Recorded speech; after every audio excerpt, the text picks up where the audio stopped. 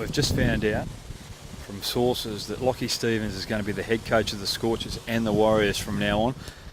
I'm quite disappointed that they didn't advertise it because I wanted to go for it, but obviously I don't have the nous for it. He's a Queenslander, and from what I've seen, he's a decent coach, so I wouldn't have got the job anyway.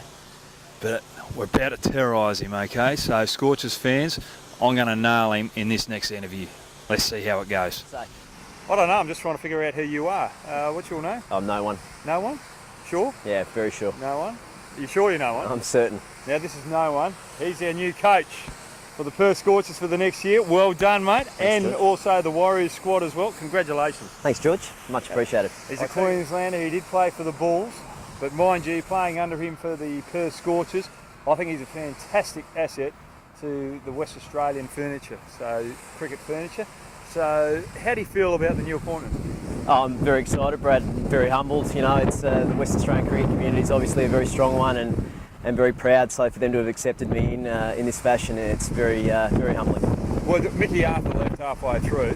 What were your thoughts when they gave you a couple of months? Oh, look, I just wanted to continue on the work that he'd shown, and I wanted to give you guys just the empowerment to go and play. I mean, you guys are such a good playing group, very experienced, and I wanted to give the Warriors the chance to turn into adults. You know, we need to turn them into men and let them play for Western Australia. Smithy, seriously. Now, our fitness coach, can we just get a piece of him? Professional unit, Smithy. Professional unit. He thinks he's funny. He's just adding a little bit more spice to this interview. But now, with Mickey Arthur coming on board and emerged as coach beforehand, you've seen the Warriors over the last couple of years. What are you going to bring to this squad, both Warriors and Scorchers? Oh, look, I think what I brought is a real structure to the training programs and just letting guys get ready in a different sense to what they had before. You know, obviously I don't know the full story of what happened here before, and cricket teams themselves run themselves. You know, you guys win the matches and lose the matches and go about it. I'm just trying to help you get ready as best I can. So that's what I try to bring. Steve Smith, who I've just brought up. Now, he's come into the Scorchers. What influence do you think he's had? Oh, he's been brilliant, hasn't he? He just brings that real Navy-type personality and drives the group really hard, but he's fair. You know, he'll make fun of you, but he'll make fun of me, he'll make fun of everyone, and he's just really given us that little oomph, hasn't he, and drive that every side needs, and just a great asset for this group. Now, just quickly, this is going to be a very hard question for you to answer. Yes. I'm putting my my interviewer's hat on here. Could be editing done here. Yeah. Now, you've got the head coach's role, all right? You've got your assistant coach in Griff, who's doing a fantastic job. Do you have a big say in what staff you want underneath you? Oh, look, I think we'll have a discussion with the new CEO, Christina Matthews, when she comes on board about what the staffing issues are and how we go forward with the group. So I'll know more once I speak to her. I mean, ultimately the CEO is in charge of those decisions and what she wants to do. And she might check with me about the cricketing department and the high performance department, and we'll just have those discussions as she comes on board. I'll go and have a quick chat to her as well. I think she's a great asset to the team. Yeah. Now, let's get on to serious stuff. Perth Scorchers are doing extremely well. We're going off to Sydney now. How do you keep the boys off cloud nine?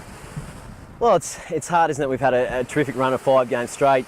You've become a cult figure throughout Australia. I've seen a lot of Hoggy for PM is going around Twitter and streaming really well. So I can't stop you at the moment. I can't pull you back at all. We've just let you go.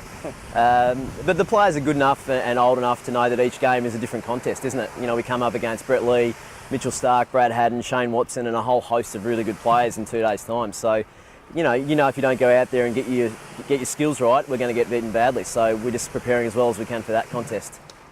Sean Marsh coming into the team. It's great that Cricket Australia have allowed that, but with the momentum we've gained, do you think that could upset our structures?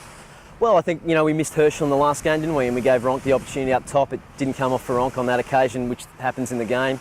Sean will probably go back up the top this time. You know, our game's about being flexible, isn't it, Hoggy? Yeah. You've got to be able to, on different days, do different skills under different pressures. So that's why you do so much batting in the nets, because you know when you're needed, you're going to be doing the job for us. So, look, having Sean back's just a great asset for our team, and we're happy to have him on board.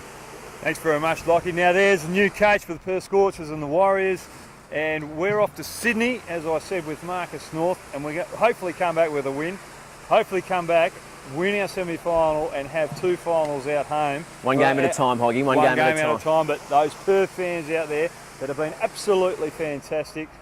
We don't want to let you down, and trust me, we are giving 100% to make sure we bring home the bacon for you. Thanks very much. Thanks, Hoggy.